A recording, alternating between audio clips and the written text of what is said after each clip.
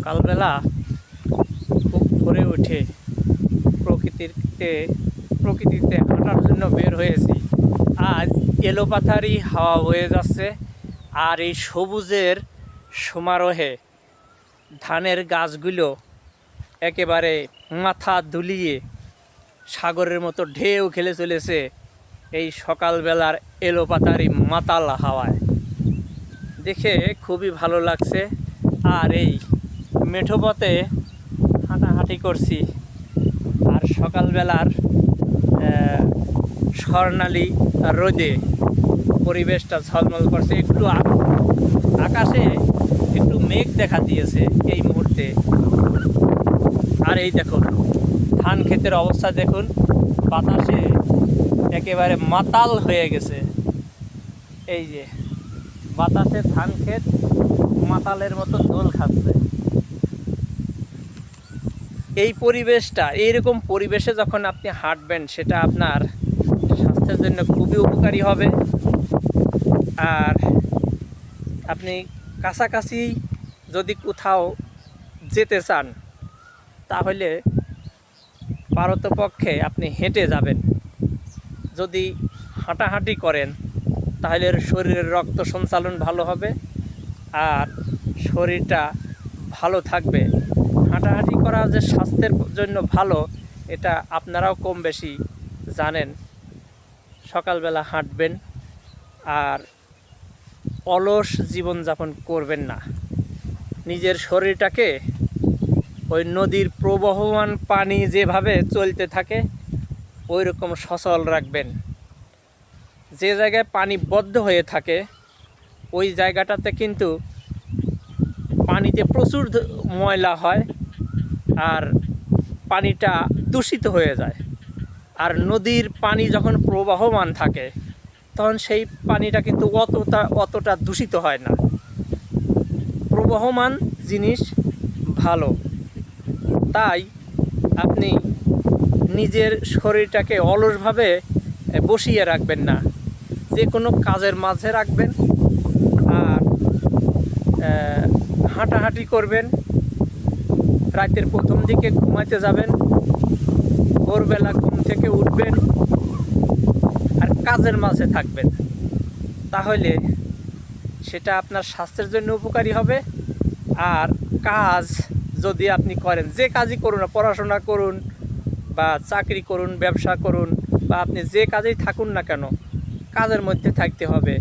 অলস জীবনযাপন করা যাবে না, সেটা স্বাস্থ্যের জন্য খুবই ক্ষতিকর।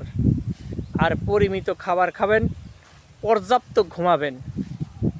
ঘুমটা স্বাস্থ্যের জন্য অনেক উপকারী।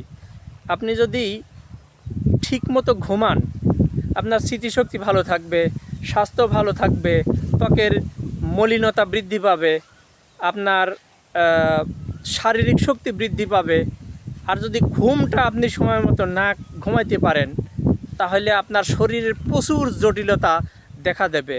যৌবনকালে এই সমস্যাটা বেশি প্রকট না হলেও যখন বয়স ধীরে ধীরে বাড়বে, তখন কিন্তু এই ক্ষতিকর প্রভাবটা ব্যাপক আকারে সামনে হাজির হবে।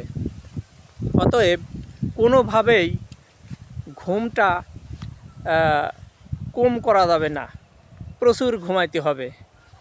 ঘুম যদি আপনি, যার চিকিৎসা করার টাকা পয়সা কম, যার বেশি টাকা পয়সা নাই, তার উচিত হলো প্রচুর ঘুমানো, সময় মতো ঘুমানো এবং রাতের প্রথম দিকে ঘুমাইতে যাওয়া, ভোরবেলা ওঠা এবং প্রকৃতিতে হাঁটাহাঁটি করা, কাজের মাঝে থাকে। এইগুলো করলে শরীরে রোগ ব্যাধি খুবই কম হবে।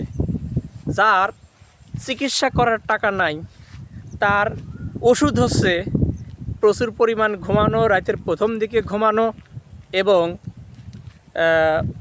পরিমিত খাবার খাওয়া, সবসময় কাজের মাঝে থাকা। নদীর প্রবহমান পানি যেমন স্রোতের ধারায় বয়ে যেতে থাকে, আপনার শরীরটা এরকম কাজের মাঝে রাখতে হবে। অলস জীবনযাপন করা যাবে না, পেটটা বড় হইতে দেওয়া যাবে না, শরীরে মেদ জমতে দেওয়া যাবে না। হাঁটাহাঁটি করবেন এবং পুষ্টিকর, সাধ্য অনুযায়ী পুষ্টিকর খাবার খাবেন। সবচেয়ে ভালো হয় যদি দুধ খেতে পারেন নিয়মিত। সেটা না হলে ফলমূল খেতে পারেন। তাও যদি সম্ভব না হয়, ঘুমটা আপনি প্রচুর পরিমাণে ঘুমাবেন। রাতের প্রথম দিকে ঘুমাইতে যাবেন, রাত 10টার আগেই ঘুমাবেন প্রতিদিন। আর ভোরবেলা উঠবেন, হাঁটাহাঁটি করবেন। তাহলে আপনার শরীর ভালো থাকবে, স্মৃতিশক্তি ভালো থাকবে, শরীরে মেদ জমার সুযোগ পাবে না, শরীরে রক্ত সঞ্চালন বৃদ্ধি হবে, আপনার শরীরের শক্তি ভালো হবে যদি আপনি এই স্বাস্থ্যবিধিগুলো মেনে চলেন। আমি যে কথাগুলো বললাম এটা কিন্তু আমার বানানো কথা না। আপনারা জানেন আমি সাহিত্য চর্চা করি, সেই সাহিত্য চর্চার সুবাদে আমাকে প্রচুর বই পড়তে হয়। আমি বই পড়ি, আমার নিজস্ব একটা পাঠাগার আছে, আপনারা জানেন। আমি প্রচুর পড়াশোনা করি। যে কথাগুলো আমি বলি এটা হলো আমার পড়াশোনার কারণে আমি অনেক অধ্যয়ন করে এই কথাগুলো আমি বই থেকে শিখেছি। এই কথাগুলো আমার নয়, এটা জ্ঞানীদের কথা। অতএব এটা যদি আপনি মেনে চলেন সেটা আপনার জন্যই ভালো, না মানলে আপনারই ক্ষতি। আর আপনি যদি এই কথাগুলো জানতে চান, আমার কাছে না শুনতে চান, তাহলে আপনাকে বই পড়তে হবে এবং স্বাস্থ্য বিষয়ক বই পড়তে হবে, খাবার সম্পর্কে জানতে হবে, স্বাস্থ্যবিধি সম্পর্কে জানতে হবে। তাহলে আপনি নিজেই এগুলো জানতে পারবেন। কিন্তু আমাদের সমস্যা হলো আমরা বই পড়া ছেড়ে দিয়েছি, যে কারণে আমাদের অনেক দিক থেকে, নৈতিক দিক থেকে, সামাজিক, সংস্কৃতি এবং পারিবারিক সব দিক থেকেই আমাদের ক্ষতি হচ্ছে। অতএব আমাদের বই পড়তে হবে। ধন্যবাদ। আমার চ্যানেলটা সাবস্ক্রাইব করবেন আর ফেসবুক থেকে দেখলে ফলো দেবেন। ধন্যবাদ।